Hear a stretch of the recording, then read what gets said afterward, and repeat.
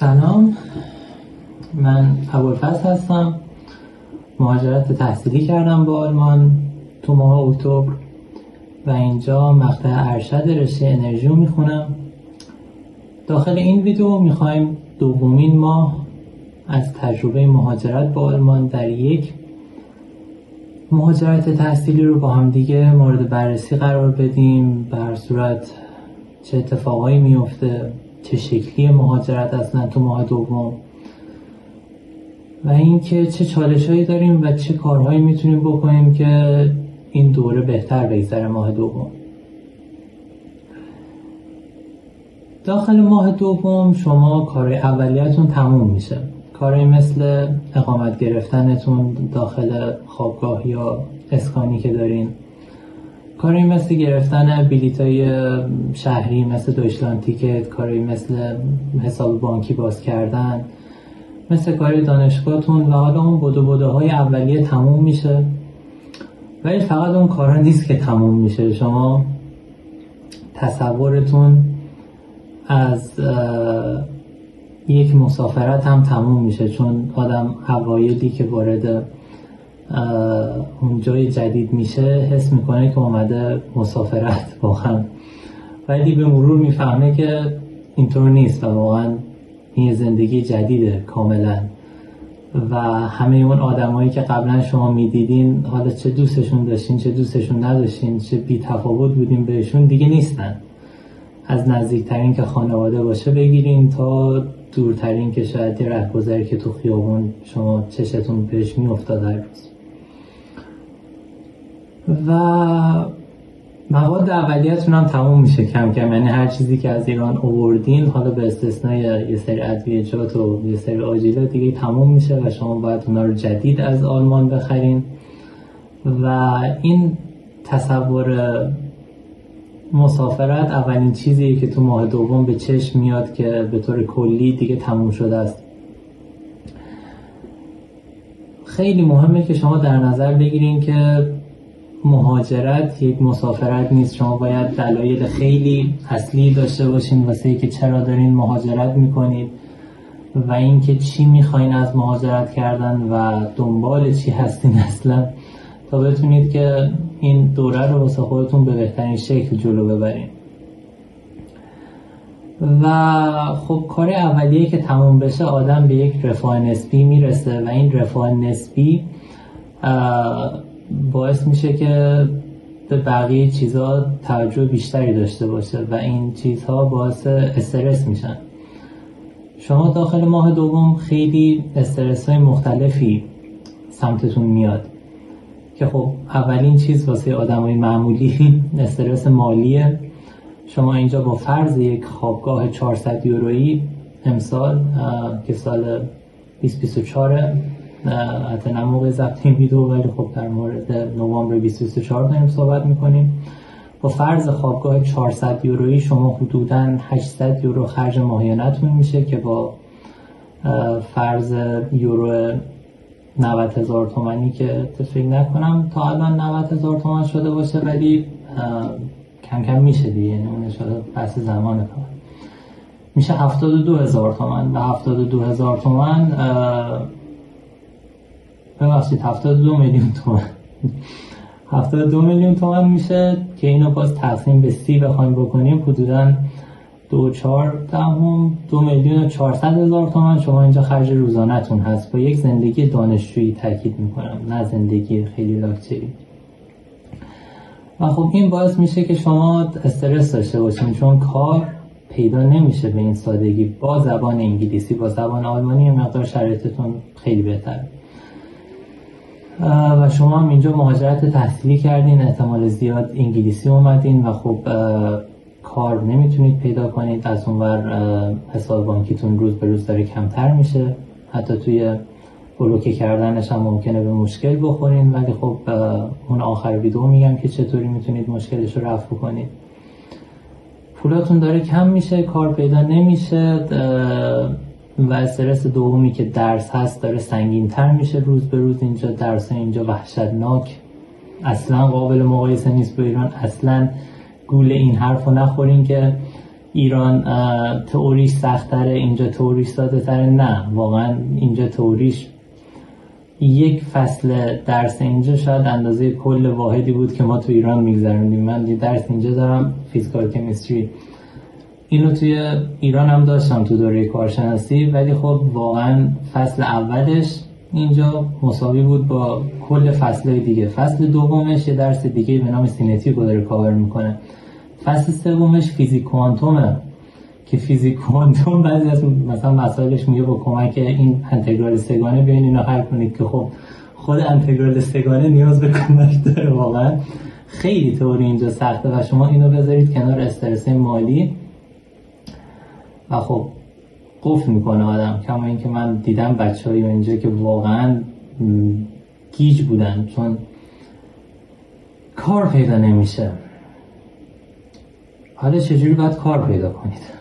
موقع ضبط این ویدیو دیگه تقریبا ژانویه هم تمام شد، فوریه ما خب یه مقدار تجربه هم بیشتر شده، ولی اون موقع کلا همه شروع میکنن با دنبال کار گشتن توی آمازون و خب آمازون شما خیلی روتین اپلای میکنید، کارتون رو جلو میبرین، بعد میگن بهتون زنگ میزنیم و دیگه زنگ نمیزنن. یعنی آمازون که عملا پر. خیلی از جای دیگه هم شما اپلای میکنید یا ردتون میکنن یا جواب بهتون نمیدن، باید چی کار بکنید؟ این تجربه بود که من خدا رو شکر با کمک یک سری از دوستان اینجا تونستم زود بگیرم. ولی خب شما هم اگه این ویدیو رو میبینید، اولا خوشحالم که میبینید چون واقعا اینا رو هیچ جایی من ندیدم که بگن. ثانیاً گوش بدین واقعا به این حرف، بگردین دنبال کارهای هیوی. هیوی چیه؟ هیوی مخفف 4 تا واژه آلمانیه که الان یادم نیست، ولی خب کارهای ورکینگ استودنت، کارهای شما به عنوان یک دانشجو داخل یک سازمان مربوطه شروع میکنید به کمک کردن بهشون. حالا من دانشجوی انرژی توی سازمان‌های مربوط به باتری، توی سازمان‌های مربوط به انرژی میتونم اپلای کنم، میتونم درخواست کار بدم. شما باید رزومه خوبی داشته باشید، رزومتون رو خوب نوشته باشین و بعد از این که این کار رو کردین 20 نفر، 30 نفر، 40 نفر شما باید اپلای کنید، ارگان‌های مختلف که مربوط به رشته شماست و با این کار میتونید یک کار هیوی پیدا بکنید که کار هیوی حدوداً 10 ساعت تو هفته است برای شروع. و لازم به ذکره که توی آلمان شما اجازه 20 ساعت کار توی هفته یا 140 روز کار کامل توی سال رو دارین که همه خب 20 ساعت تو هفته حساب میکنن و اینجوری راحت تر هم هست. و شما با این 20 ساعت تو هفته، یعنی عملا اگه 2 روز رو کم کنیم میشه روزی 4 ساعت، میتونید درآمدی حدوداً 1000 یورو داشته باشین که علاوه بر کاور کردن اون 800 یورو 200 یورو هم واسهتون میذاره که میتونید ماهیانه یا یه تیکه لباس بخرین یا جمع کنید یه موبایلی، یه لپتاپی، چیزی هر چی. یک پولی واسهتون میمونه. یعنی اگه کار پیدا کنید نگران نباشید، نگران کلا زندگی تو آلمان نباشین چون دخل و خرجتون جور در میاد. ولی واسه کار پیدا کردن داشتم میگفتم بهتون، شما هیوی رو اینجوری پیدا میکنید و 10 ساعت تو هفتهتون پر میشه و باید بگردین دنبال 10 ساعت دیگه. اونو باید چی کار بکنید؟ اونو دنبال کارهای جنرالی باید بگردین که اینترنشناله، مثل همون آمازون اگه پیدا کنید، که البته اون فکر کنم 10 ساعتی نیست، اونا یه سبک دیگه ایه. یا باید شرکت های دیگه مثل حالا شرکت های غذایی مثل مکدونالد، مثل KFC، اینا رو اگه بتونید کار پیدا کنید، کار 10 ساعت تو هفته. یا جای دیگه ای که هست توی آلمان، مولر یک کار انبارداریه که شما میتونید کاری 10 ساعته توش پیدا کنید، یعنی 10 ساعت تو هفته، و اونجا میتونید درخواست بدین و تحت عنوان یک کار جنرال 10 ساعت کار میکنید و تحت عنوان یک ورکینگ استودنت 10 ساعت دیگه تون رو کار میکنید. 20 ساعتتون پر میشه. با این 20 ساعت پر شدهتون یکی از استرس اصلی مهاجرت حذف میشه واسهتون. شما میتونید پولتون رو ثابت نگه دارید که سال بعد هم با همین پول ویزاتون تمدید بشه، هیچ نگرانی نداشته باشین که باز هم یه راهکار دیگه هم هست که اونم خدمتتون عرض میکنم در ادامه. ولی در مورد کار کلا 3 مدل کار داریم: کار فول تایم، کار پارت تایم و کار مینی جاب. فول تایم که خب 40 ساعت تو هفته است، پارت تایم 20 ساعت تو هفته است و مینی جاب هم 10 ساعت تو هفته است. شما در مینی جاب نیازی نیست مالیات بدین و درآمدتون حدوداً 538 یورو در ماه. ولی در پارت تایم مالیات میدین اگر دانشجو باشید 9%، اگر دانشجو نباشین حالت عادیش 30%. که خب اگه دانشجو باشین که احتمالاً شما دانشجویی میایین اینجا، همون 9% و عملاً چیز خیلی زیادی نمیشه و شما اون 1000 تاتون رو توی ماه میتونید حدوداً در برین. حالا یکم بیشتری که کمتر بسته به اون ساعتی که کار میکنید. یک ترفندی که گفتم در ادامه بهتون میگم اینه که شما به هر دلیلی نتونید کار پیدا بکنید یا نتونید پولاتون رو نگه دارید واسه سال بعد که ویزاتون تمدید بشه، چیکار باید بکنید؟ باید شما یک کارت اعتباری اینجا بگیرین و با اون خریداتون رو انجام بدین که گردش حسابتون بالا بره.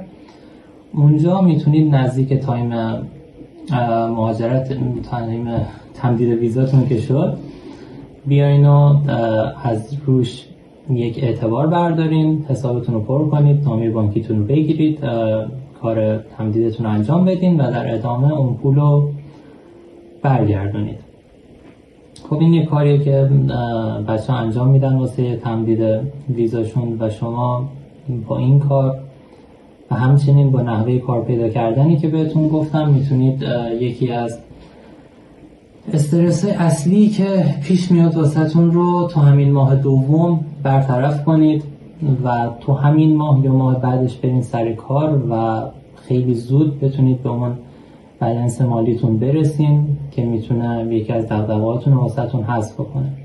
کارهای دیگه‌ای که میتونید در کنارش بکنید، اگر کارهای حرفه یا هر چیز دیگه‌ای بلدین، مثل آرایشگری، مثل هر چیز دیگه‌ای، فعالیت تو بازار مالی، سهام، اینا رو میتونید در کنار انجام بدین و حالا پولی هم از اونا در بیارین، ولی خب وقت نمی‌کنید. یعنی انقدر اینجا سرتون شلوغه که وقت نمیشه به سادگی آدم بخواد اون کارا رو انجام بده. تفننی مگه انجام بدین تا آخر هفته و خب اونم هست، یعنی اونم حالا گفتنش خالی از لطف نبود. و در مورد درس هم باید منظم درس بخونید. اصلا به فکر شب امتحان نباشید، درس ها واقعا جمع نمیشه، ماه امتحان هم حتی جمع نمیشه چه برسه به شب امتحان. و اینکه شما باید یه روتین هفتگی داشته باشین واسه درس خوندن، خب که من نداشتم، الان دهنم داره سرویس میشه و الان خیلی وحشتناک، حالا جدا از مسائل دیگه که واسم پیش اومده باید بشینم درس بخونم و خب یک فشار مضاعفیه، میدونید، یعنی واقعا اون لذت مهاجرت رو ازتون میگیره اگر منظم درس نخونید از اول، چون شما در نهایت اینجا دانشجویید، حالا هر لیبلی که میخواید به خودتون بزنید دانشجویید و باید درس بخونید و اگر عزت و احترامی هم میگیرین به عنوان یک مهاجرت تحصیلی به خاطر این درستونه، نه به خاطر هیچ چیز دیگه. و یعنی ما همه اینجا غریبه ایم. جدا از این شروع مهاجرتی که مثل مسافرت نیست و استرسایی که واسهتون پیش میاد، چه کاری چه تحصیلی، که خب تا حد ماه دوم گفتم شما دنبال روتین میگردین و گیجین یه مقداری هنوز هم، و این روتین گردیتون شما یه مقداری از چیزی که فکر میکنید سخت‌تره. یعنی ممکنه حتی تو ایران بگیم که من میام اینجا اینا رو درست میکنم، این غذا رو میخورم، این کارا رو میکنم، این تایم ورزش میکنم، این نمیشه و شما هفته به هفته باید برنامه بشینید واسه خودتون و هفته به هفته باید تلاش بکنید که بتونید تا یه درصد مناسبی از اون رو انجام بدین و به این شکل میتونید که یک روتین داشته باشید که تو ماه دوم بتونید بهش برسید، نه مثل من که مثلا دیر تونستم خودم رو به این درجه تا حدی تازه برسونم. و این گیجی که بهتون گفتم، حالا جدا از اتفاقایی که میفته واسهتون، واقعا دارید درس میخونید مثلا توی حتی خوابگاه، حتی مثلا کتابخونه و سرتون رو میارید بالا میبینید ایران نیست و مثلا مهمونی میرید، پارتی میرین، بعد هیچی گوشه نشستین دارین نوشیدنیتون رو میخورین. بعد یه کس خیلی عجیبیه، واقعا قابل توصیف نیست، ولی خب این گیجی خیلی بولده توی ماه دوم، مخصوصا اگه خیلی فعال باشید، اگه خیلی اونورین ور برین، خیلی مثلا سرگوشتون اصطلاحاً بجنبه بخواین یه سری فعالیت رو بکنید، خیلی این گیجیه به چشمتون میاد. و اینکه خب اتفاقای جالبی هم میفته. مثلا من خودم خب از سبزوارم، بعد یه سبزواری دیگه هم اینجا پیدا کردم داخل یکی از پارتیات که حالا مال رشته فایننس بود. من حالا به یه شکلی تونستم برم داخل. هیچی، فکر کن نشستی اونور آهنگ جنیفر لوپز داره پخش میشه، نمیدونم با آهنگای حالا پارتی دیگه، نمیدونم دارن رقص اروپایی انجام میدن فلان و اینا، اینور مثلا دارن نوشیدنی سرو میکنن، اینور دارن شام میخورن فلان، تو نشستی داری مثلا سبزواری با یک حرف میزنی. بعد اصلا خیلی عجیب بود واسم، نمیدونم چجوری اینو بخوام بگم، خیلی جالب بود، خیلی اتفاقا اینجوری میفته واسهتون، یعنی ماهای بعدم میفته، ولی خب همیشه اون ماه اول خیلی بولتر این داستان. از این بابتی که میگم یه مقداری گیج میشین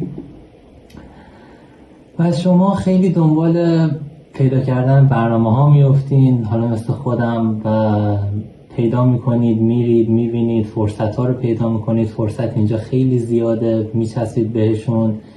دنیا اینجا دنیاست، میدونید بچه، واقعا زندگی شاید سخت باشه ولی خب شما به دنیای آزاد دسترسی دارین. شما میتونید با گرفتن یک کارت بانکی که حالا طبیعتاً کارت بانک هستیتون که احتمالاً اشبارکاسه باشه، پول زیادی توش دارین، با اون خرید اینترنتی نکنید، با یک کارت ثانویه مثل رولوت این کار انجام بدین که حتی اگه کد هدیه داشته باشین میتونید فکر کنم 60-70 یورو هم مفت و مجانی بگیرین، ولی با اون میتونید خرید اینترنتی از آمازون، از هر چیز دیگه‌ای که فکر کنید انجام بدین و واقعاً فرصت‌های زیادی هست، واقعاً آزادی زیادی دارین، آزادی وحشتناک زیادی دارین اینجا. و خب خیلی تو ماه دوم اینا رو آدم میره سمتش. یک دانشجویی که تحصیلی اینجا اومده، حداقل جدا از این استرس و کار و فلانی که گفتم، آب و هوایی به شدت زیبایی اینجا شما میبینید، به شدت زیبا، ساختمونه به شدت زیبا، مسیری که میرین دانشگاه به شدت زیباست و همه چیز زیباست، میدونید. یعنی واقعا چیزی که میتونم بگم از یه آهنگ یاس فکر کنم میگه که یک حقیقت سردیه که خیلی خوب بزک شده. واقعا این بزک شدنش که میگه واقعا قشنگه خارج، حالا حقیقتش سرد هست، در ماهای آینده بهش میرسیم، ولی واقعا زیبایی شما میبینید از هر جنبه‌ای که فکر کنید. اصلا نجات پرستی نیست، حرف مفته، حداقل تو این شهری که داخلشم. اگر آدم درستی باشین، اگر آدم باشید، خوب خودتون میفهمید چی میگم، اگر به قانون احترام بذارید، علاوه بر این که نجات پرستی نمیبینید، خیلی رفتارهای خوبی باهاتون میشه، خیلی رفتارهای خوبی باهاتون میشه. و اینکه مهاجرت کلاً با چیزی که گفته میشه خیلی فرق داره و این فرق‌ها تو جنبه‌های زیادیش مثبته، تو جنبه‌های زیادیش منفیه. داخل این ویدیو من سعی کردم که یک جنبه کلی از ماه دوم و مسائلی که داخلشه بهتون بگم. نخواستم بترسونمتون، نخواستم خارج رو خوب جلوه بدم، نخواستم مقایسه حتی بکنم.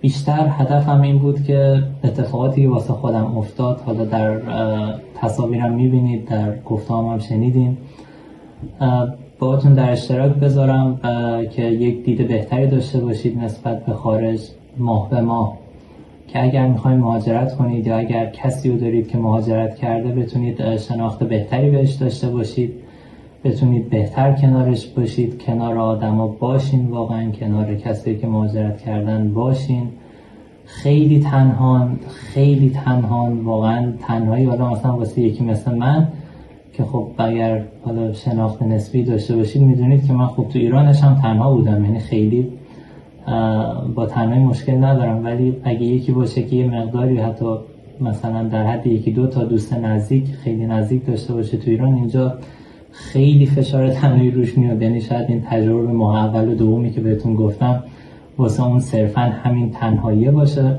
نه چیز دیگه.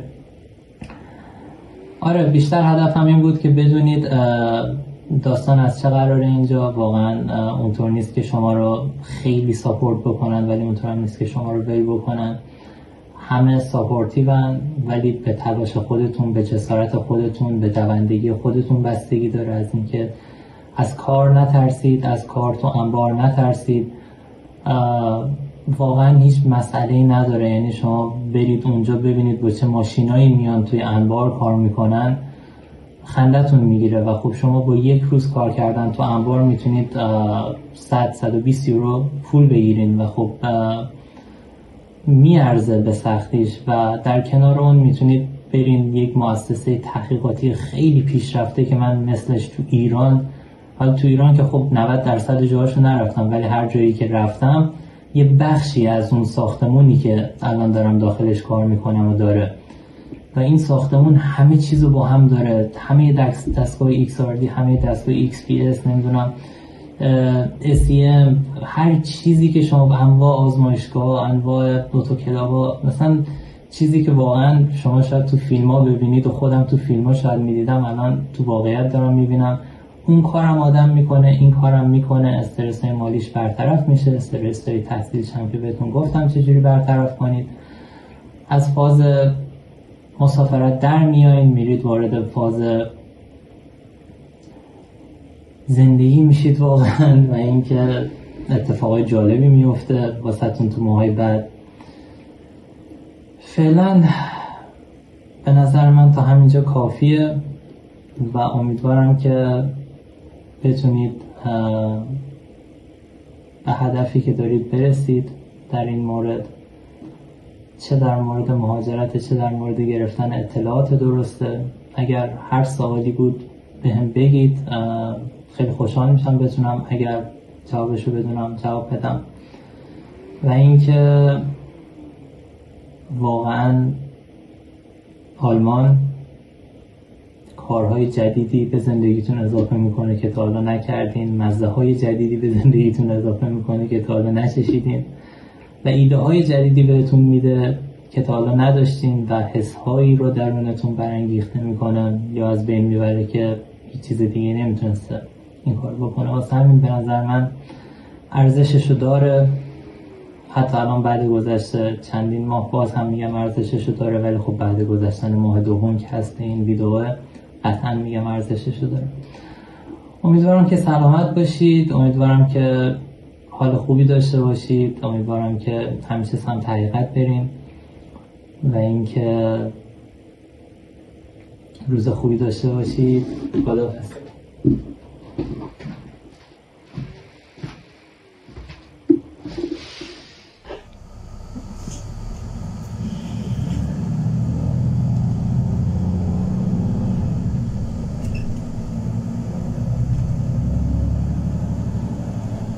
Nächste Haltestelle, Safran.